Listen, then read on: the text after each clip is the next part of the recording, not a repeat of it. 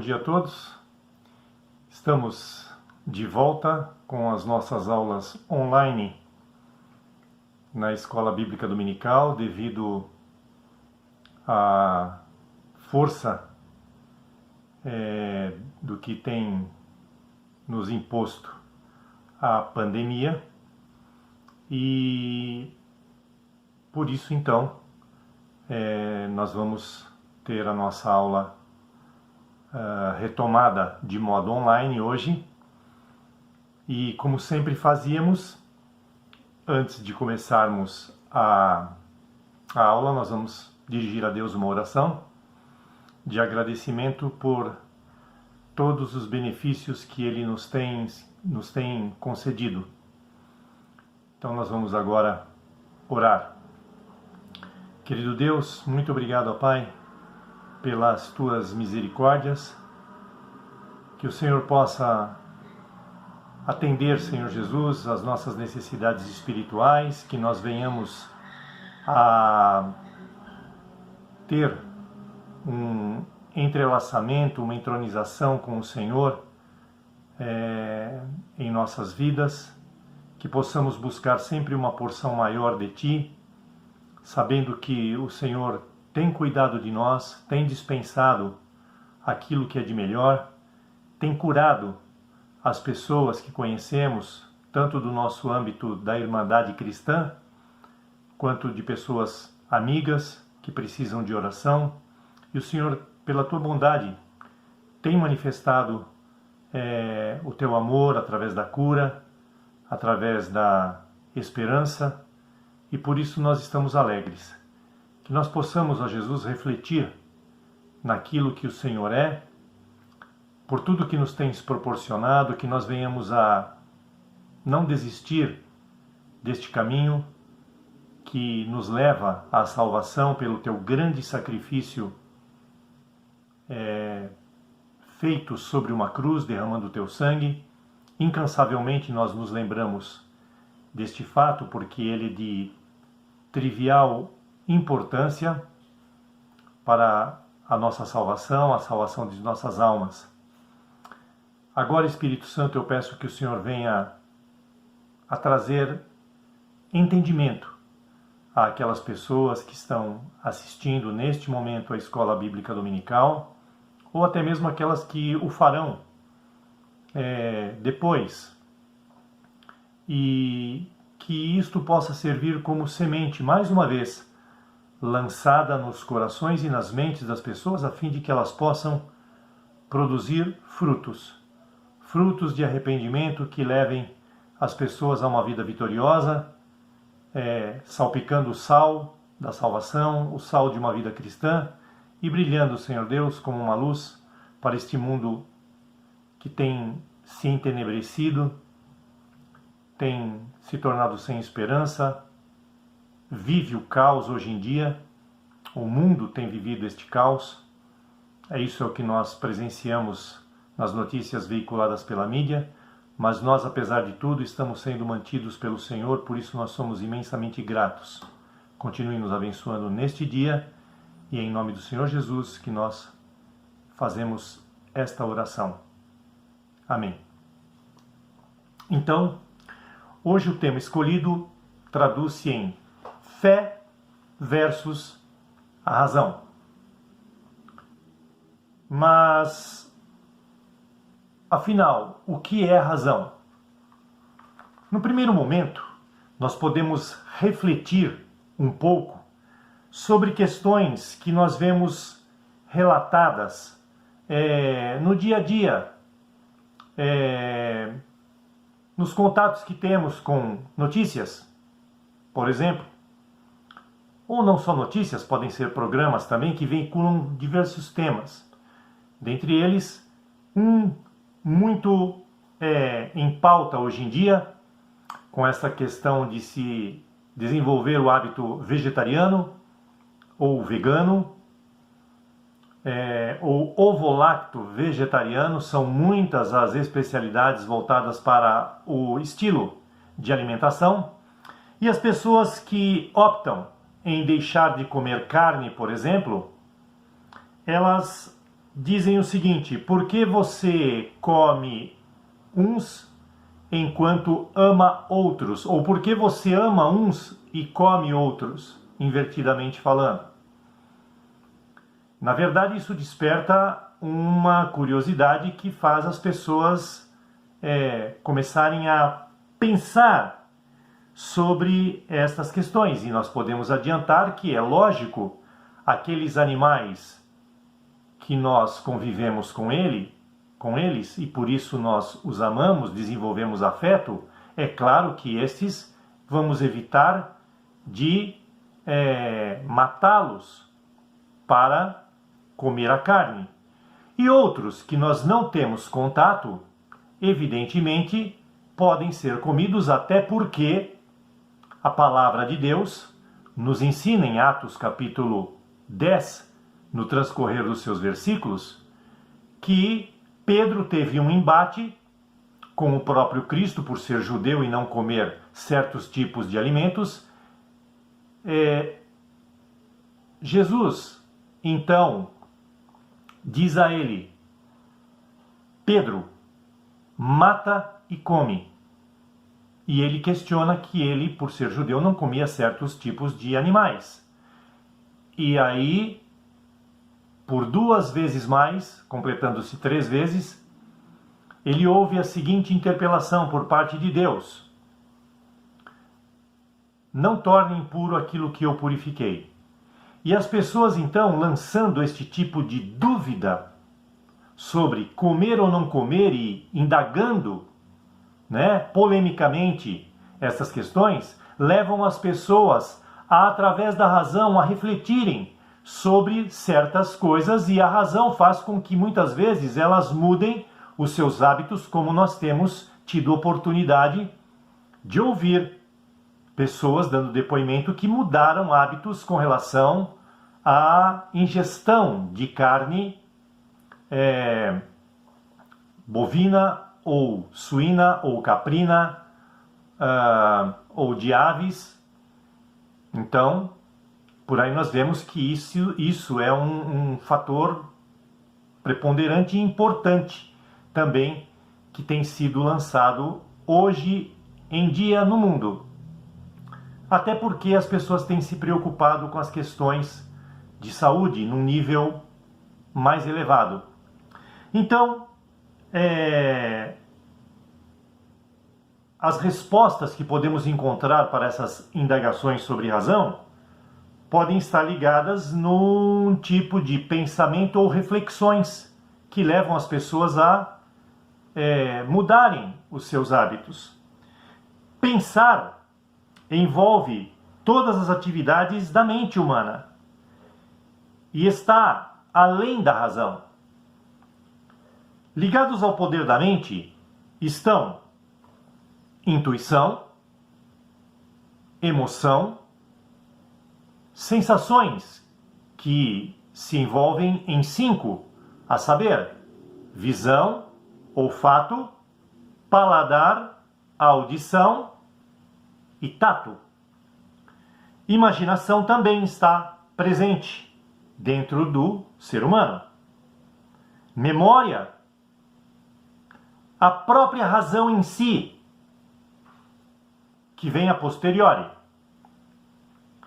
As 5 primeiras que eu citei agora são naturais e a todo momento estão conosco nas ações do cotidiano, do dia a dia. Mas e a razão então? Como fica? Esta os homens adquiriram a partir dessas outras citadas. A memória está ligada a fenômenos repetitivos. Por exemplo, as estações do ano. Nós sabemos que depois do verão vem o outono. Depois do outono vem o inverno.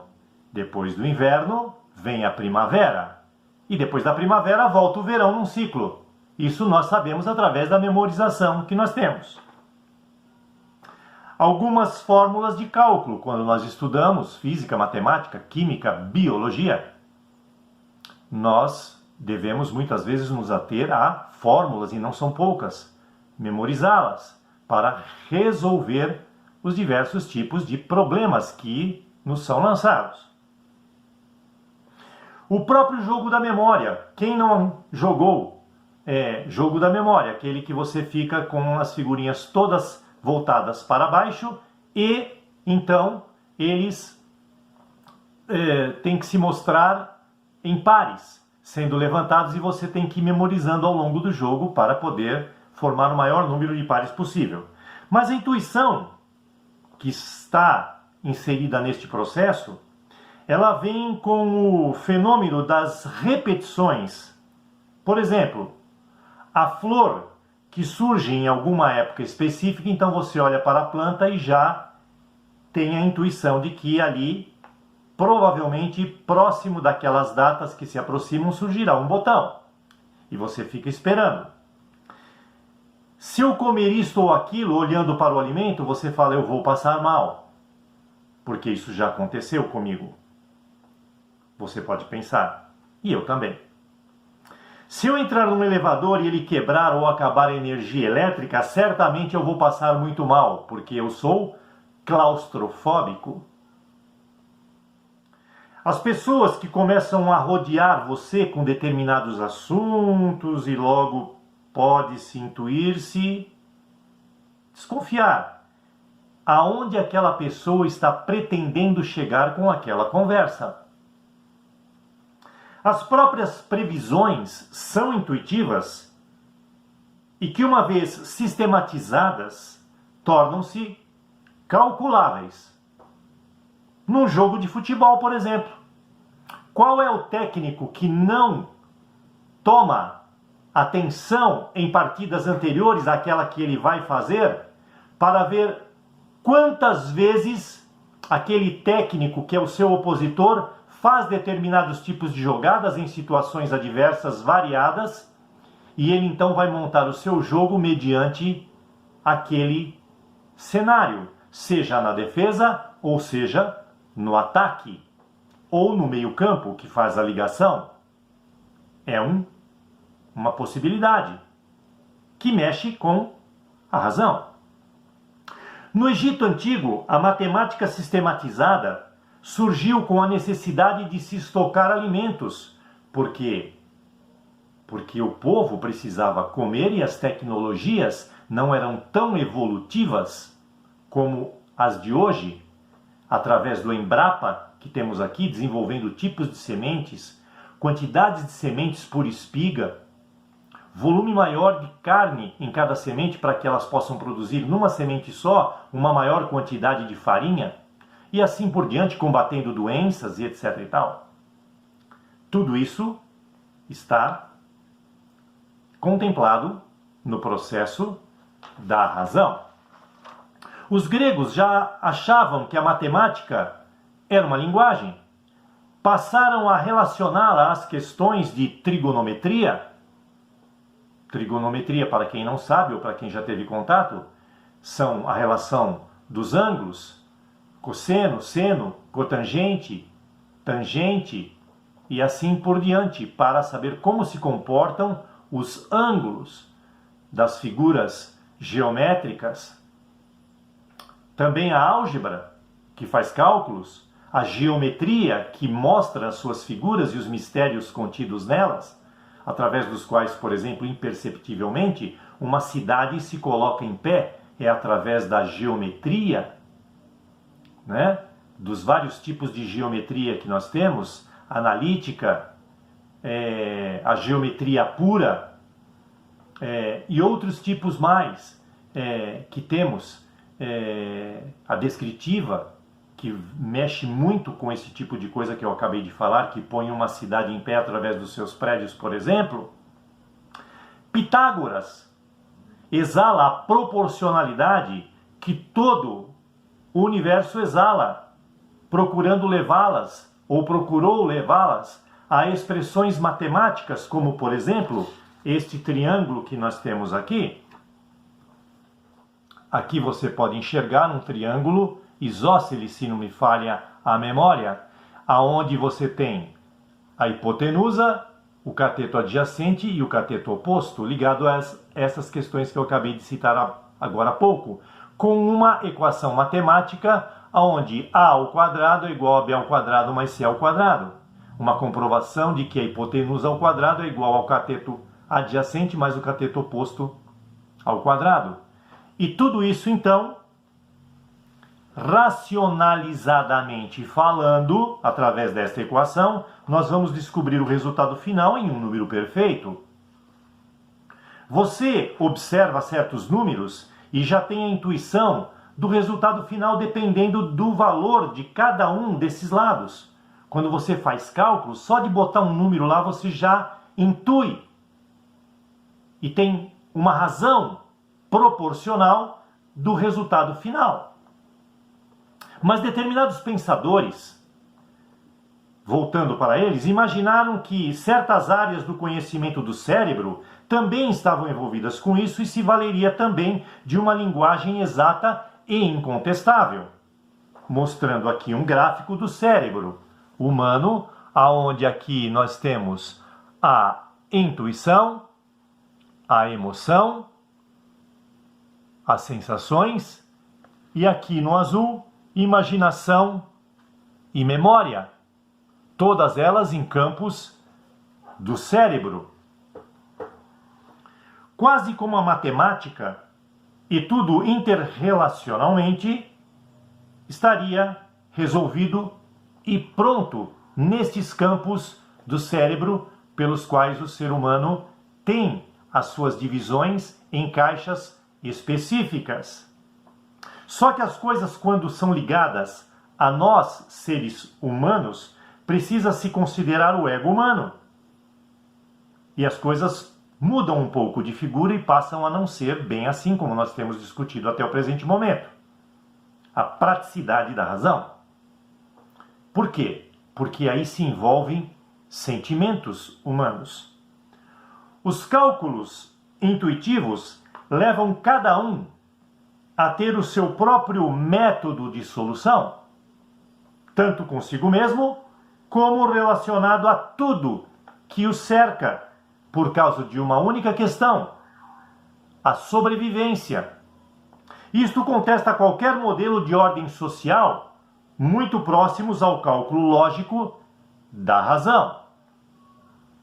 Porém, para alguns segmentos científicos, a razão torna-se bem aplicada quando se imagina que dois objetos lançados, por exemplo, de uma certa altura, uma pena e um piano, ou uma bigorna, que é bem pesada, ambos cairão a uma velocidade constante pela razão.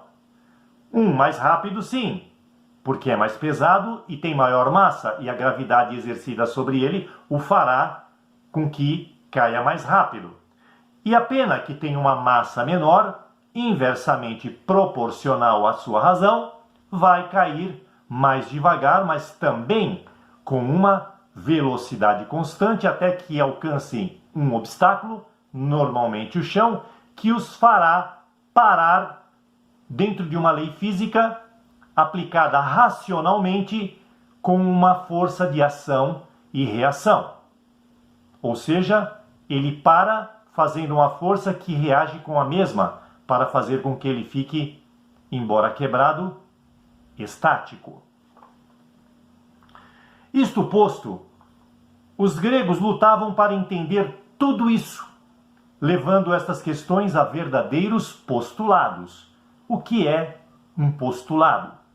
É o que se considera sinteticamente como um fato reconhecido, com ou sem demonstrações empíricas ou por experiências. Já os pós-socráticos, Sócrates foi um pensador, um filósofo grego. Estes, que eram aliados de Sócrates, simpatizantes da linha pensadora de Sócrates, se preocupavam com uma outra questão. Algo muito buscado pelo ser humano, que é a felicidade do homem. Isto já nos anos 470 a.C. Através da razão, os homens aprendem a controlar as forças da natureza, inclusive. dominando-as sempre a seu favor. Por exemplo, nós temos água que entram em nossas cidades, principalmente quando chove.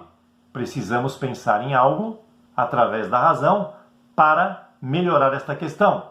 Construímos diques. Precisamos ser mais rápidos nos nossos deslocamentos. Vamos construir um avião que enfrenta menos obstáculos topográficos para se chegar do ponto A ao ponto B. Para isso, vamos aplicar a ciência. Precisamos andar mais rápido aqui na face da Terra. Se inventarmos uma roda e estivermos com um eixo duplo sobre elas, ganharemos maior velocidade. Precisamos cozinhar alimentos visando economia de combustível, principalmente hoje, onde um botijão de gás em muitos lugares já ultrapassa a casa dos R$100. Um absurdo nós vivermos num país e em tempos em que gás está sendo vendido em 2 ou 3 vezes sem juros no cartão. Incrível isso, não? Mas é verdade. Mas é só um apêndice do nosso assunto. Máquinas industriais são construídas a fim de tornar-se mais rápida a produção, porque isso é necessário devido à demanda populacional por produtos. Temos o catavento, que aproveita um ciclo de energia eólica, usando o vento como combustível, e vai fazer com que as águas que estão no subsolo e precisam de energia positiva para chegar até a superfície, possam fazê-lo utilizando a energia contida neste catavento. E etc, e etc. Tudo se usando a razão a seu favor, embutido em todos aqueles outros sentimentos ou fenômenos. Aqui nós temos um gráfico que pode exemplificar tudo isso que eu acabei de falar. Nós temos ele aqui. Vou exemplificar para vocês. Este gráfico aqui, que vocês estão vendo, tem a população da Terra provavelmente na casa dos bilhões de pessoas, e os anos aqui, terminando com 2010 aqui neste dedo, e iniciando com 1 milhão de anos aqui na criação do mundo. Nós vemos que aqui está a evolução populacional, e quando chega neste risco que eu fiz aqui, mais ou menos por volta de 1750, ocorre um boom populacional e um crescimento estonteante de pessoas. Isso tem uma razão dentro da razão. Qual é ela? As causas para isto é a de que, justamente nesta época, houveram muitas descobertas. Biologia estava envolvida, a ciência da biologia estava envolvida em muitas dessas descobertas. Engenharia de saneamento. Saneamento significa descobrir como se tratar um esgoto para que ele não impacte o meio ambiente e tampouco a saúde pública. Mudando então, contudo, a expectativa de vida das pessoas, aonde o Brasil, infelizmente, num subcomentário, por não ter saneamento básico instalado para todo o país, ainda hoje, no século XXI e em 2021, sofre com problemas de saneamento e mortes de crianças que se envolvem com doenças veiculadas por questões sanitárias, de ordem sanitária. Um homem, um médico inglês, chamado John Snow, eu ouvi falar desse homem pela primeira vez quando eu estava fazendo a minha pós-graduação em engenharia ambiental. Uma das aulas, o professor falou sobre este homem e eu lembrei dele pontualmente porque o assunto desenvolvido até o presente momento cabe falar um pouco sobre ele. Então, John Snow, pai da microbiologia, é considerado pai da microbiologia, era um médico inglês e descobriu a cura contra a cólera. Utilizou para isso a razão, acompanhada de todas as suas complementações, intuições. E eu vou explicar como isso se deu. No século XIX, milhões de pessoas no mundo morreram por causa da cólera. A exemplo do que tem acontecido hoje com essa síndrome respiratória causada por um vírus, não por uma bactéria, mas um vírus, e tem causado muita tristeza no mundo e muito desequilíbrio. A Inglaterra, nesta época, era comandada pela Rainha Vitória e estava em franco desenvolvimento. Era por volta dos anos de 1850, 1854, década de 1850. Haviam muitos pobres em Londres. As pessoas moravam em casas estilo barracos parecidos com favelas. Eu vou sintetizar bem a história dele.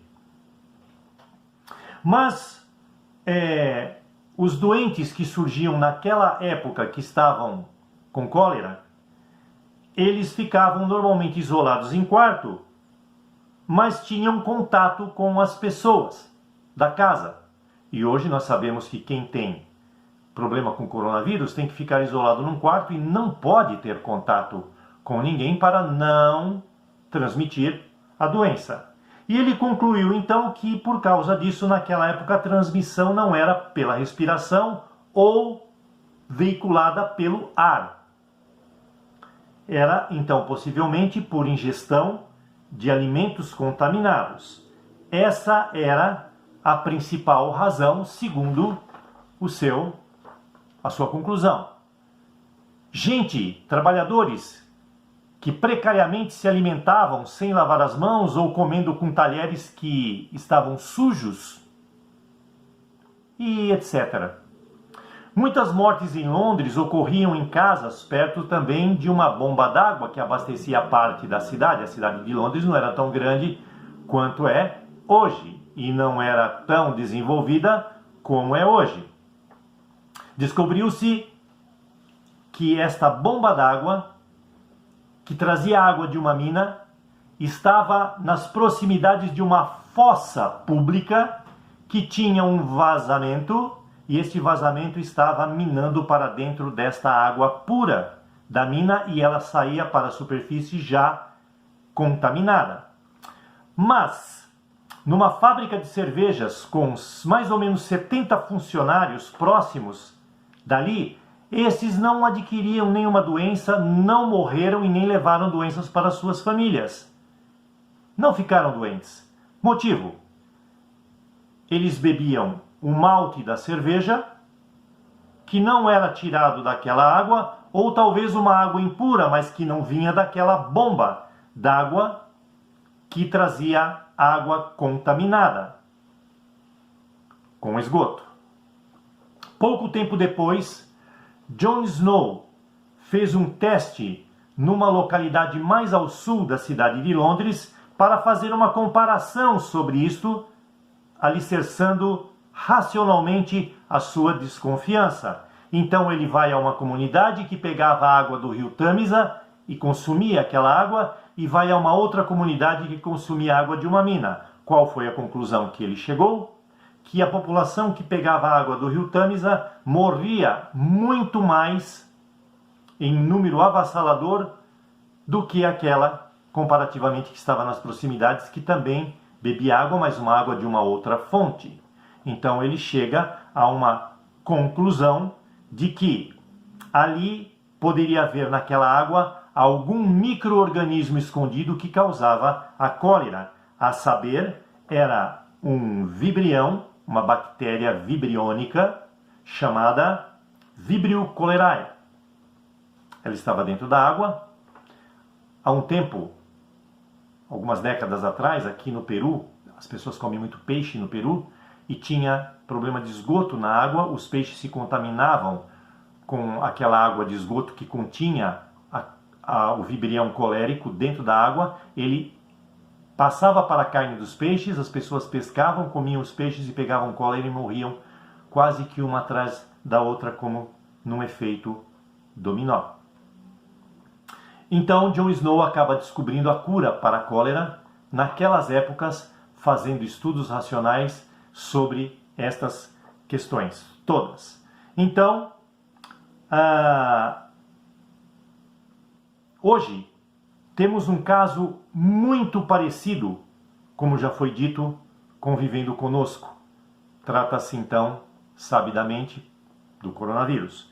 E todos os estudos que têm se desenvolvido estão ligados a uma ciência da biologia chamada epidemiologia, que estuda epidemias, evidentemente, e todos os seus desdobramentos. É muito complexo.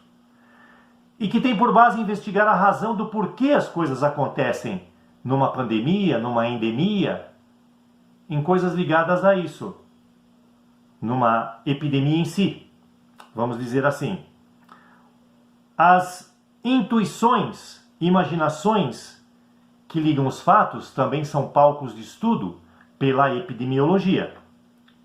E aí você pode perguntar se o nosso estudo é fé versus razão. Afinal, quando é que a razão vai se confrontar com a fé ou a fé vai se confrontar com a razão?